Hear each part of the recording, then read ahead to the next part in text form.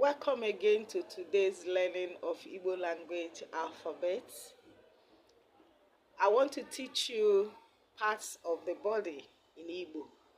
Parts of the body. Gịnị bụ ihe a? Anya, meaning eyes, anyị ji ahụ ụzọ. Gịnị bụ ihe a? Imi, meaning nose, anyị ji eku ume. Gịnị bụ ihe a? Ọnụ, meaning mouth or lips, anyị ji ya ekwu okwu. Gịnị bụ ihe a? Eze, meaning teeth, anyị ji ya ekwukwu okwu, ata ihe. Gịnị bụ ihe a? Ire, eji ama nri tọrọ ụtọ, nri nuru inu na nri gbara ụka. Gịnị bụ ihe a? Ntị, eji ntị anụ ihe.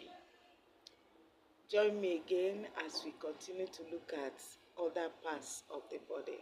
Like, share and comment on this episode. Bye.